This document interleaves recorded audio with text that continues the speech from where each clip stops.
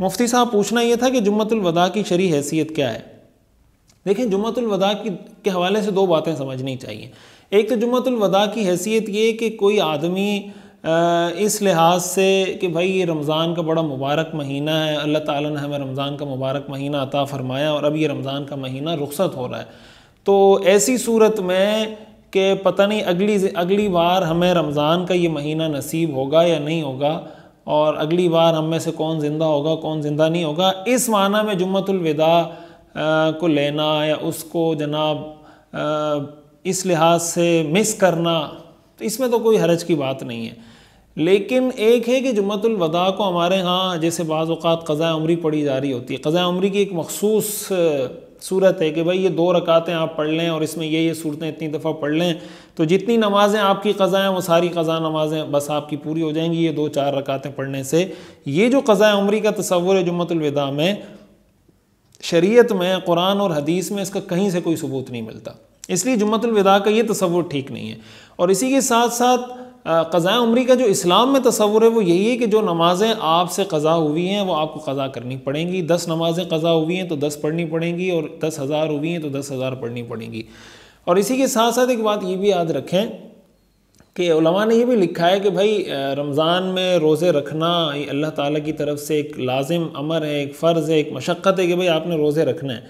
तो रमज़ान का महीना जब ख़त्म हो रहा होता है तो ऐसी सूरत में देखें, इस्लाम ने हमें ईद दी है, रमज़ान का महीना ख़त्म होते ही हमें ईद दी है, सेलिब्रेशन करने के लिए दिन दिया है कि भाई आप इसको सेलिब्रेट करें। इससे ये पता चलता है कि एक मुसलमान का मिजाज ऐसा होना चाहिए कि वो अल्लाह के सामने नहीं ज़्यादा बहादुर बनने की कोशिश ना करे कि मैं तो ये भी कर लूँगा, मैं ये भी कर लूँगा। एक मुसलमान की कैफियत ये होनी चाहिए कि वो अल्लाह के सामने आजिज़ी का इज़हार करे कि अल्लाह मैं तो ये नहीं कर सकता, आपने लाजिम कर दिया तो मैं कर रहा हूँ, आपकी तौफीक से कर रहा हूँ। लेकिन ये कहना कि अब रमज़ान के महीना ख़त्म हो रहा है तो मैं तो इस पर बड़ा मुझे अफसोस है, तो जब अल्लाह ताला एक फ़र्ज़ की ज़िम्मेदारी कंधों से उठा रहे हैं और आपको रिलैक्स कर रहे हैं कि भाई अब आपने रोज़े रखना आप पर फ़र्ज़ नहीं है, तो ये भी एक खुशी का मकाम है। और ये खुशी का मकाम इस सेंस में कि इंसान अल्लाह के सामने अपनी आजिज़ी का इज़हार कर रहा होता है कि अल्लाह आपका फ़र्ज़ था कि रखना है तो मैं रख रहा था, लेकिन मेरे में हिम्मत नहीं थी, बस अब रोज़े चले गए तो बस अब आपकी तरफ से नहीं है, तो अल्हम्दुलिल्लाह या अल्लाह आपका शुक्र है। और इस मौके पर हमको ईद का दिन भी दिया गया कि हम उसको सेलिब्रेट करें। तो रमज़ान का महीना अगर रुख़सत हो रहा है, ये बात तो हकीकत है कि इसकी जो रहमतें हैं, इसकी जो बरकतें, इसके अंदर जो सआदतें और अल्लाह ताला ने इसमें जो मुक़द्दस साआत और घड़ियाँ और जो फ़जीलत अल्लाह ने इसको दी है वो तो ज़ाहिर बेमिसाल और बेनज़ीर है।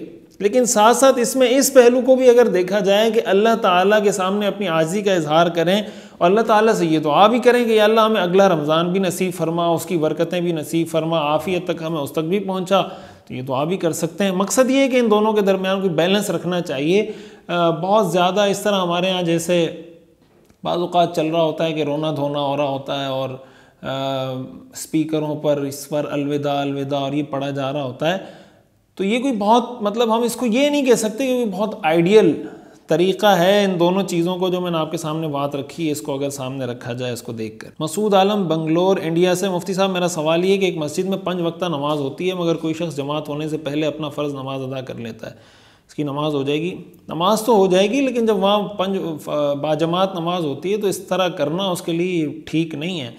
नमाज बहरहाल पढ़ ली तो नमाज हो जाएगी। मोहम्मद तैयब जमशेदपुरी हिंदुस्तान से, अज़ान हय्या अलस सलाह और हय्या अलल फलाह के जवाब में ला हौल वला कुव्वत इल्ला बिल्लाह पढ़ने की वजह बता दें बराए करम, क्योंकि बाकी अज़ान के कलिमात इसी तरह पढ़ते हैं जिस तरह मुअज़्ज़िन साहब बोलते हैं। हदीस शरीफ में है, हदीस शरीफ में रसूलुल्लाह सल्लल्लाहु अलैहि वसल्लम ने इस बात का हुक्म दिया है कि जब मुअज़्ज़िन हय्या अलस सलाह और हय्या अलल फलाह कहे तो ला हौल वला कुव्वत इल्ला बिल्लाह कहा करो। मुफ्ती साहब मेरी दादी की तनख्वाह आती है, दादी कुर्बानी का जानवर लाती है, मेरे घर पर रहती है, क्या मुझे अलग से कुर्बानी करनी होगी? मोहम्मद आरिफ पोखरन वाले इंडिया से।